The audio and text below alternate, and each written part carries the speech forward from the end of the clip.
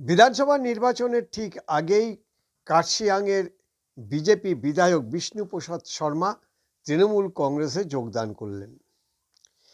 সেই বিষ্ণুপ্রসাদ শর্মা যিনি বারবার করে উত্তরবঙ্গকে আলাদা করার জন্য তিনি সোচ্চার ছিলেন।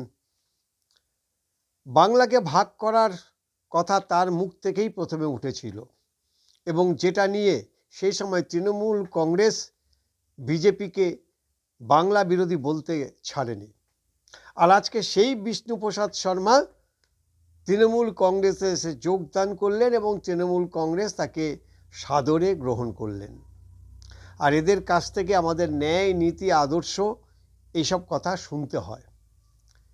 রাজনৈতিকভাবে প্রায় দেউলিয়া এই রাজ্যের সমস্ত দলের রাজনৈতিক নেতা নেত্রী সবাই। এরা ক্ষমতায় থাকার জন্য যে কোনো কিছু করতে পিছপা হন না।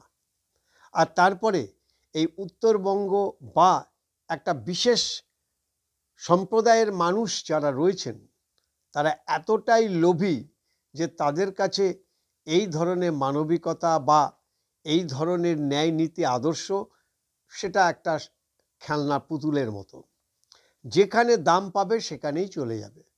বলার অপেক্ষা রাখে না যে কার্শিয়াংয়ের এই বিধায়ক যিনি তৃণমূল কংগ্রেসে যোগদান করেছেন, আগামী বিধানসভাতে কার্শিয়াংয়ের টিকিটটা কনফার্ম করেই তিনি তৃণমূল কংগ্রেসে যোগদানটা করলেন। সূত্রের খবর এটা, যদিও, কারণ তিনি জানেন যে বিজেপি এবার তাকে কোনো মতেই টিকিট দেবে না। তার বিরুদ্ধে একাধিক অভিযোগ, প্রচুর দুর্নীতির অভিযোগ, দল বিরোধী কাজের অভিযোগ। সেই অভিযোগের ভিত্তিতে বিজেপি এবারে যে কড়া মনোভাব, তাতে বিধায়কের টিকিট তিনি পাবেন না বা পাচ্ছেন না, এটা একরকম নিশ্চিত ছিল। কিন্তু ক্ষমতায় তো থাকতেই হবে।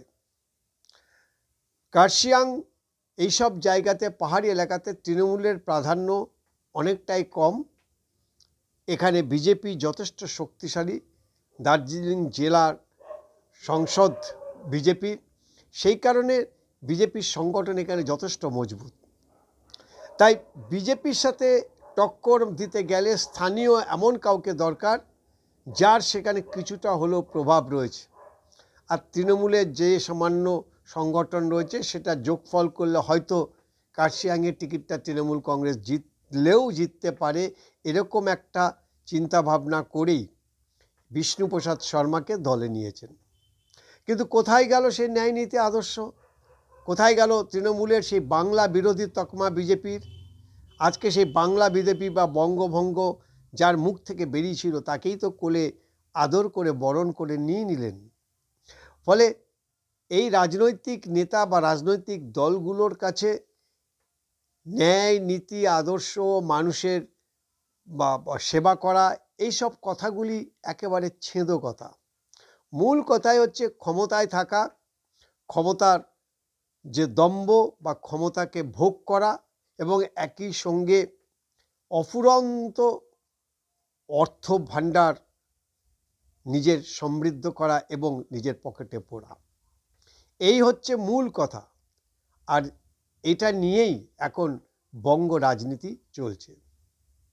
নির্বাচন কমিশনের উচিত নির্বাচনের এই দলবদলের, রাজনৈতিক দলবদলের একটা সংশোধনী বা সংস্কার আনা।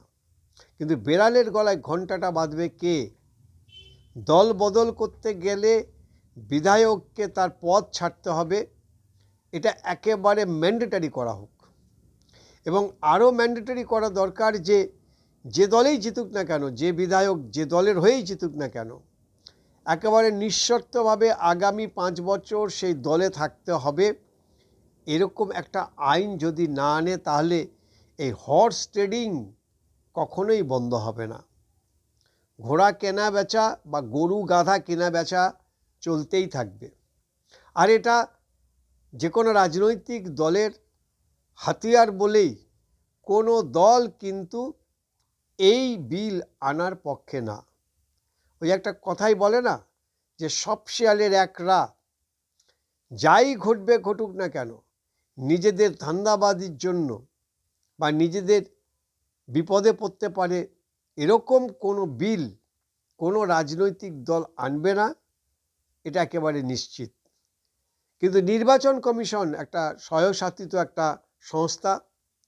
এই স্বশাসিত সংস্থা উচিত নির্বাচনের বিধি সেটাকে সংশোধন করা, প্রয়োজনে রাষ্ট্রপতির কাছে পাঠানো এই বিল, যে এই আইন যেন সংশোধন করা হয়। না হলে এই ঘোড়া কেনেবেচা চলতেই থাকবে এবং দলবদলুদের নিয়েই আমাদের রাজনীতি চলবে। আজকে যে লাল আছে কালকে সে নীল হয়ে যাবে, পরশু সে সবুজ হয়ে যেতে পারে, তারপর দিন গেরুয়া হয়ে যেতে পারে, নানা রঙে গিরগিটির মতো এরা রং পাল্টাতে পারে। তাই এই জঘন্য প্রথা যদি বন্ধ করতে হয় তাহলে নির্বাচন কমিশনকেই এগিয়ে আসতে হবে, আর না হলে এই ঘোড়া কেনা বেচার যে রাজনীতি সে রাজনীতি চলতেই থাকবে।